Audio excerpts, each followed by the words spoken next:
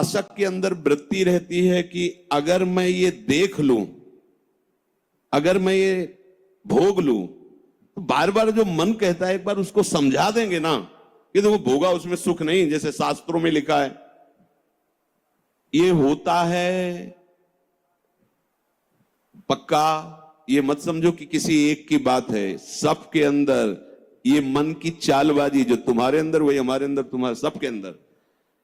एक बार देख लेते हैं, हृदय में जलन होती है, पीड़ा होती, व्यथा होती। उपासक उसकी काट तो जानता है पर प्रयोग नहीं कर रहा, विषय आकर्षण के कारण काट जानता। उपासक तभी बना है जो उसको पता है। अगर उपासक है तो सत्संग सुना ही होगा, शास्त्र स्वाध्याय किया होगा, तो शास्त्र स्वाध्याय सत्संग इसी के लिए तो ज्ञान मिलता है, इन्हीं से लड़ने के लिए। पर उस समय विषय प्रीता होने के कारण वो उनका प्रयोग करना भूल जाता है। अब जो ये बात आई है इस पर समझना होगा। पहली बात तो हमने पूरी आपको बता दी कि कहीं हमको लड़खड़ाना नहीं, निराश नहीं होना, किसी भी परिस्थिति में निश्चित भगवत प्राप्ति होगी।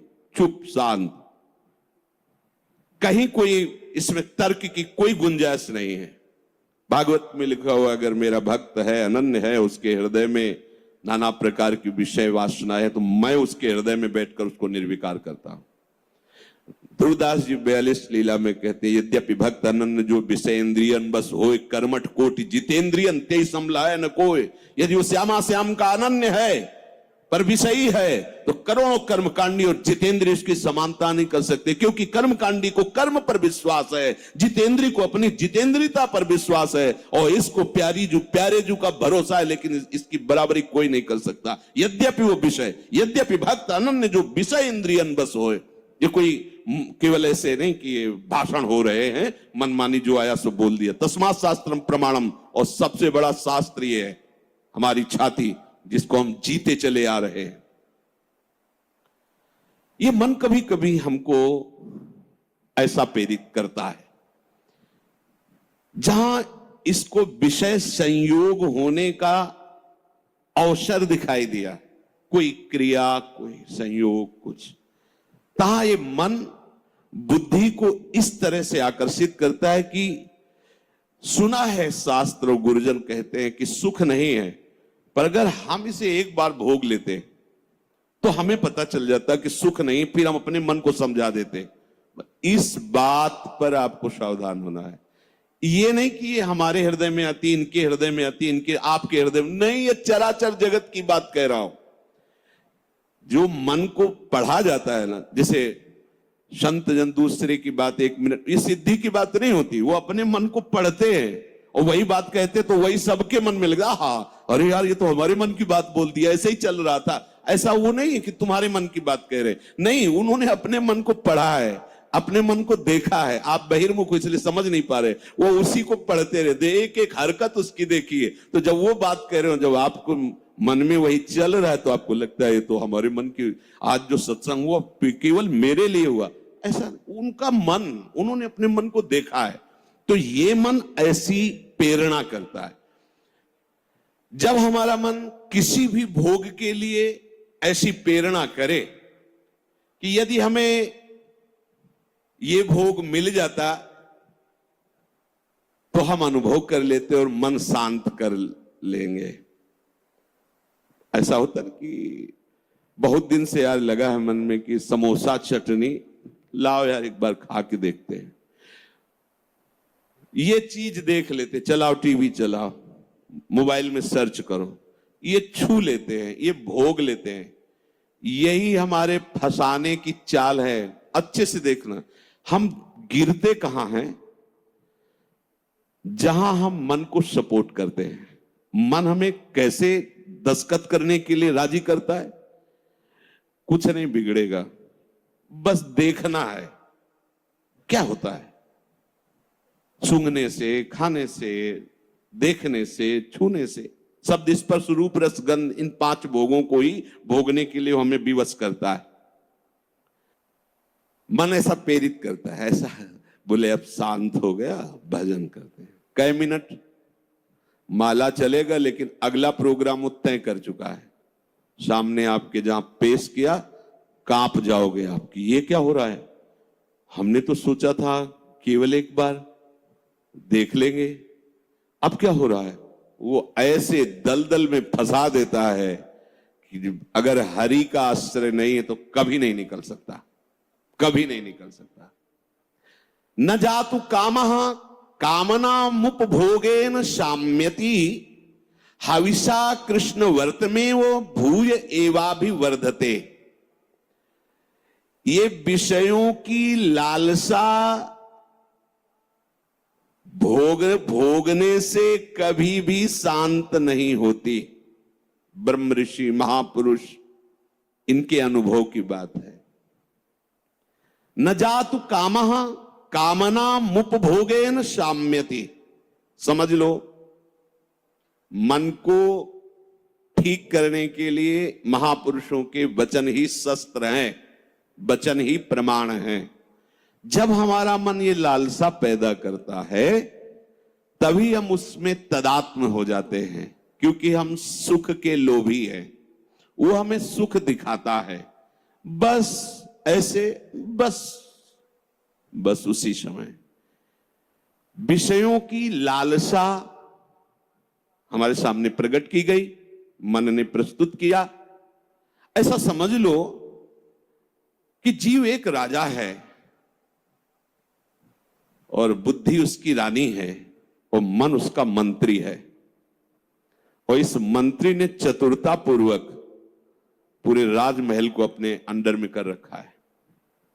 जैसा यह चाहता है वैसा दस्तखत दोनों से करवा लेता है। मन, हमारी बुद्धि एक एक वृत्तियों पर अधिकार कर चुका है। अगर बुद्धि निश्चय करती कि गलत है, बिल्कुल नहीं सुनता, दस्तखत करवा ही लेता है, समझना। और राजा इतना अधीन हो चुका है बुद्धि और मन के कि वो कुछ निर्णय करता ही नहीं है। जहां जैसे रानी ने इशारा किया तो मंत्री ने कागज रख दिया, उसने दस्तखत कर दिया, पढ़ा भी नहीं कि है क्या ये। अगर वो पढ़ ले और वो रानी और मंत्री की अधीनता को समझ जाए कि मैं इनके अधीन हो रहा हूं, तो आप समझो एक सेकंड में पूरा सिस्टम ठीक हो जाएगा, क्योंकि वो सर्व सामर्थ्यशाली है। बस चूक यही हो रही, आज तक कभी उसने पढ़ा ही नहीं कि क्या पेश कर रहा है, बस दस्तखत कर दिया। उस राजा की क्या दुर्दशा होगी जिसकी रानी और मंत्री भी उसके खिलाफ ही खड़े हुए हैं और उसको लग रहा है सब अनुकूल है। उस राजा की क्या दुर्दशा होगी? क्या है वो राजा, किस बात का राजा है? वही दशा इसकी है। ईश्वर अंश जीव अविनाशी चैतन्यमल आनंद सुख राशि। वो जीवात्मा बुद्धि की प्रियता में, मन की सलाह में फंसकर निकृष्ट भोगों में, कहां आनंद राशि, कहां चिदानंद घन स्वरूप और कहां मलिन प्राकृतिक भोग, हर में दस्तखत। सोच ही नहीं पा रहा है। ये लो, मांस लो, मदिरा लो, व्यभिचार लो, ये सब में दस्तखत। यही दुर्दशा हो रही। बिना दस्तखत के तुम्हारे ये मन रूपी मंत्री और बुद्धि रूपी रानी कुछ नहीं कर सकती। ध्यान रखना, तुम्हारा सपोर्ट आवश्यक है उसको, और वो तुम्हें एक सेकंड के कम हिस्से में अपने में कर लेता है, क्योंकि आप इतने आसक्त हो चुके हैं बुद्धि में और मन में कि वो निर्णय मन और बुद्धि का न मानकर सीधा अपना मानते हैं। मुझे ये चाहिए, मैंने ये भोगा, मैं ये भोगूंगा, सीधे। अब आप इस रास्ते को नहीं जान रहे, फंस रहे प्राय सब। मैं इसके बिना नहीं जी सकता, वो इतना तो मुझे चाहिए ही। ये आज बहुत सोच समझ करके बातें दिमाग में बैठल ना, ये शास्त्रीय बातें कम, हृदय की बातें इसमें ज्यादा हम इसलिए कह रहे हैं कि यही हम लड़खड़ा जाते हैं और यही हम फेल हो जाते हैं। और यही लगता है अब क्या है यार, किसी तरह जी लो बस। नहीं, संतों से शास्त्र इसलिए श्रवण किए जाते कि शास्त्र में जो लिखा है उसको तुम्हारे समझने की ज्यादा आंतरिक पहुंच नहीं है। संतों ने उसको जिया है और उस शब्द को उन्होंने स्वाद लिया है, फिर उसे जब बोलते हैं अपने अनुभव के साथ तो एकदम दिमाग में आके बैठ जाता है। एक बार भी जिस इस देश में उतर गया भोगने के लिए, सिर्फ एकमात्र हरि के चरणारविंद है कि वापस ला सकते, दूसरे के सामर्थ्य नहीं। ये ऐसा दलदल है कि वो धंसता ही चला जाएगा, डूब जाएगा, नहीं निकल सकता। और नहीं निकल पाए आज तक, पूरे अनादि जन्म व्यतीत हो गए। आज हरि कृपा से, गुरु कृपा से साधु संग प्राप्त हुआ है, तो हमें ऐसे दलदल से निकाल कर ऐसे स्वच्छ और सुरक्षित स्थान पर उन्होंने खड़ा कर दिया। तो आप सब ध्यान दीजिए, ये मन आपको कैसे फंसाता है। ये आपके सामने आपकी कमजोरी पा गया है। क्या? जीव सुख समुद्र का अंश है, वो केवल सुख चाहता है। ये कमी पा चुका है कि इसको सुख चाहिए, और सलाह और दिशा दोनों गलत हो गई। सलाहकार मन प्रकृति से मिला हुआ है और दिशा विषय भोगों की तरफ चली गई। अब ये जिस विषय को कह देता है ये स्वीकार कर लेता है। अब इस बात को आपको काटना होगा। वो आपके सामने लालसा पेश करेगा सुख भोग की। अज्ञानी कभी इससे नहीं निकल सकता, ध्यान रखना। और भक्त कभी अज्ञानी नहीं होता।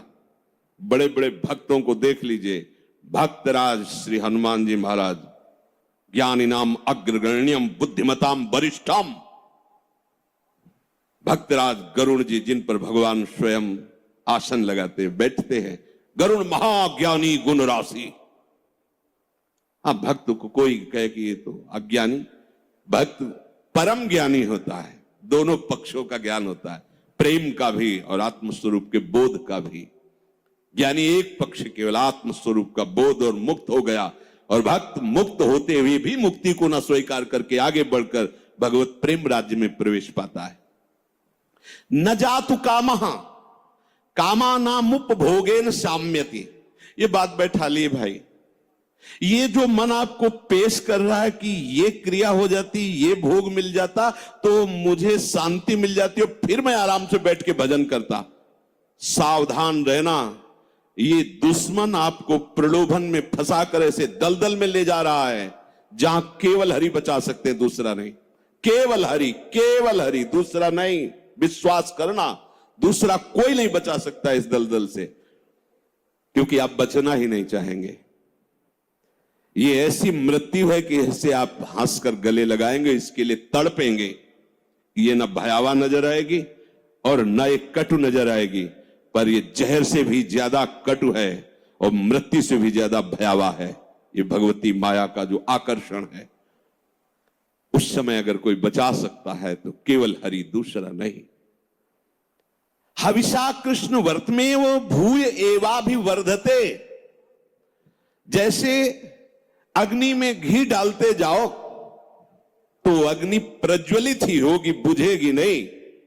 ऐसे ही तुम्हारे सामने मन की जो जो भेजी हुई भोग लालसाएं हैं, अगर उनको तुम स्वीकृत करते गए तो तुम्हारी कामना तुम्हारा नाश कर देगी, तुम्हारा पतन कर देगी, दुर्गति प्राप्त हो जाएगी। न चेन्द्रियाणाम भोगाभ्यासेन वैतृष्ण्यम कर्तुम शक्यम कस्मात्। भोगों के भोगने से विषयासक्ति, इंद्रियों की भोग चंचलता बढ़ती है। अतः कभी भी भोग भोगने से सुख और शांति नहीं प्राप्त हो सकती। ये वो महापुरुष जो भूत भविष्य वर्तमान तीनों कालों का ज्ञान रखने वाले हैं, और ऐसा ही आप भी अनुभव करके देख चुके हैं। जो गृहस्थ में है या जो विरक्त है, तो अभी विरक्त हुए हो 10-5 वर्ष से, अनादिकाल से भटक रहे हो, तो विषयों में ही तो भटक रहे हो। केवल अभी ये लगता है आपको, ये नया स्वप्न है तो लगता है कि हमारा जन्म पता नहीं हुआ कि नहीं हुआ, हमने तो जीवन में कभी भोगा नहीं। अरे बहुत पुराने हो, पुराण पुरुष पुरुषोत्तम के अंश हो, तो तुम भी पुराण सनातन हो। अब इस भोगाभ्यास की तरफ कदम यदि बढ़ाया तो जीवन संकट में फंस जाए ना। जिद्दी स्वभाव का मन है कि लाखों बार तुम ना करोगे तो उसके ऊपर भी हां कराने की कोशिश करेगा वो। ये हारने वाला नहीं। अगर आप ना ही करते रहे तो आपके अधीन होकर मंगल मूर्ति हरि का स्वरूप हो जाएगा, ये भी ध्यान रखना। पर इसके ना के बाद जो इसकी व्यथा पैदा होती है उसको सहना किसी महात्मा के बस की बात है, विषयी भोगी पुरुषों की नहीं। अगर उसे कोई, जब मन को ना कहा जाता है और फिर वो जो व्यथा पैदा करता है, उस व्यथा को जो सह जाता है वही परम पद का अधिकारी होता है। यम ही न व्यथ्यन्ते ते पुरुषम पुरुषर्षभ सम दुख सुखाधीरम स्वमृतत्वाय कल्पते, वो अमृत पद का अधिकारी हो जाता है। आप अमृत पद के अधिकार के लिए ही निकले, इसलिए सहना पड़ेगा। और वास्तविक सहना है ही नहीं, भ्रम है। अगर थोड़ा सा विवेक जागृत हो जाए तो हंसकर निकल जाओगे, कोई जलन नहीं, कोई परेशानी नहीं, ये केवल माना हुआ है। जो हम देख रहे हैं कि सामने वो सर्प है, वो है रस्सी। हम बड़े बड़े मंत्रवेत्ता बुला रहे हैं, बड़े बड़े अनुष्ठान कर रहे हैं, उससे क्या होगा? वहां कोई फर्क पड़ने वाला है? कदम नहीं बढ़ रहा, डर रहे हैं, पर है क्या? रस्सी। एक का जब पता चला तब एकदम भय खत्म हो गया। कुछ नहीं, मेरा गोविंद ही सब रूपों में लीला कर रहा है। जहां ये असलियत पता चला तो कोई क्लेश नहीं, कोई हंसी आएगी, अपने ऊपर हंसी आएगी। का फंसा था, जैसे ठूठ को भूत मानकर भयभीत हो रहे, पर जब नजदीक गए तो हंसी आएगी। इसको भयभीत, ये तो लकड़ी का ठूठ है, इसको न चेन्द्रियाणाम भोगाभ्यासेन वै तृष्णम कर्तुम शक्यम कस्मात्। कोई ऐसा नहीं कि भोग भोगते हुए अपनी इंद्रियों को, मन को शांत कर सके। त्यागात शांति। और हमारा मन हमको क्या सलाह देता है? भोगा शांति, भोग लो तो शांत हो जाओगे। अब थोड़ी देर के बाद फिर चैन से भजन। मूर्खता नहीं, तस्मात् शास्त्रम प्रमाणम। पर ये जो मन व्यथा पैदा करता है, ध्यान रखना, सह वही सकता है जिसका नाम चल रहा होगा। राधा राधा राधा। हम कई बार उपासक जो नजदीक होते हैं, किसी भी अचानक पूछते हैं कहां हो, बोलो बोलो कहां हो जी, कहां हो, क्या चल रहा है? मंत्र चल रहा है, नाम चल रहा है, वाणी जी चल जी। नहीं तो क्या चल क्या रहा है? कहां हो? अब चलने लगा, ऐसे अब चल। हर समय ऐसे ही आपको टोकना है, देखना है। जिस समय आप नाम से रहित होंगे उस समय दी हुई मन की व्यथा को तुम नहीं सह सकते। और नाम चल रहा है तो बीच में आ गया, उस व्यथा और आपके बीच में नाम चल रहा है पूरा का। जैसे बुलेट प्रूफ नहीं होता, गोली मारी तो छाती में लगते नजर आई पर वो अंदर प्रवेश नहीं कर पाए। वो जैकेट पहने बुलेट प्रूफ, ये बुलेट प्रूफ है। कोई भी विषय आक्रमण जब नाम चल रहा है तो आपको परास्त नहीं कर पाएगा। देख लेना, आप उसी समय हार रहे होंगे जिस समय नाम नहीं होगा। पकड़ लेना। अगर राधा राधा राधा राधा, सब ठीक हो। विषय भोगने की लालसा मन तुम्हें देगा, तुम अस्वीकार करो। क्योंकि भोगने से जैसे अग्नि में घी डालने से अग्नि और प्रज्वलित होती है, ऐसे इंद्रियां और बलवान होकर भोगों की तरफ तुम्हें घसीटेंगी। तुम्हें शांति प्राप्त नहीं हो सकती। कस्मात, किसको हुई है आज तक? यतो भोगाभ्यास मनु विवर्धन्ते रागाः कौशलम चेन्द्रियाणाम। जो भोग भोगने में सुख के अनुभव के भ्रम में फंस गया, उसकी इंद्रियां उसे कला कौशल पूर्वक भोग में और फंसाती है। ऐसे से करो, ऐसे करो, इसको उसको, ऐसा वैसा, नष्ट कर देती है। माला लिए बैठा है और सोच कितना गंदा, ध्यान में बैठा है, चल कहां रहा है, पूजा कर रहा है, कर क्या रहा है अंदर से? क्या हुआ? ऐसा क्यों हुआ? क्योंकि भोगाभ्यास, इंद्रियां बलवान होकर के अपने अधीन कर लिए उसको। यद्यपि मृषा, बात झूठी है, कैसे अधीन हो सकता है? पर छूटत कठिनाई, बहुत विवेक की आवश्यकता है। अब और सुख प्राप्ति की इच्छा बढ़ती चली जा रही तो व्यभिचार शुरू हो गया, पापाचार शुरू हो गया, भूल गया मर्यादा, पशुता आ गई, राक्षसी प्रवृत्ति आ गई और सोच रहा था कि शांति मिल जाएगी ऐसा करने, और ऐसा शांत फिर हो जाता है कि उसे एक ही बात समझ में आती कि अब शरीर ही छोड़ दें तो अच्छा है।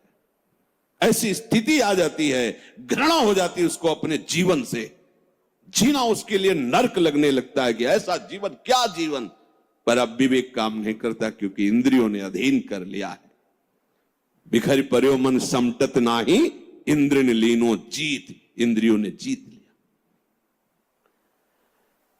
तस्माद अनुपाय सुखस्य भोगाभ्यास, बस वो इसी सुख का चिंतन करता रहता है, भोगाभ्यास। कैसे? पूरा जीवन इसी में, भोग सामग्री एकत्रित करना, उसको भोगना, अधिक से अधिक भोग सामग्री एकत्रित करना, उसको भोगना, बस इतना ही जीवन। देख लो जो सत्संग विहीन है, भगवत विमुख, देख लो इतना ही जीवन है। भोगाभ्यास, भोग सामग्री संग्रह, बस उसको भोगना, यही जीवन। ये तो पशु भी कर रहे हैं, खान पान निद्रा भय हार मैथुन। बोले जो, बहुत ध्यान से सुना, अभी शांत बैठा था और मन ने भोग लालसा उसके सामने रखी, वो तदात्म हो गया और भोग करके अब सुख शांति प्राप्त करने की इच्छा में सम्मिलित हो गया। बोले उसकी ऐसी दुर्दशा हो गई, सा खलवयम वृश्चिक विषभीत इवासी विशेषण दष्टो या सुखार्थी विषयानुवासितो महति दुख पंके निमग्नो इति। बिच्छू के डंक के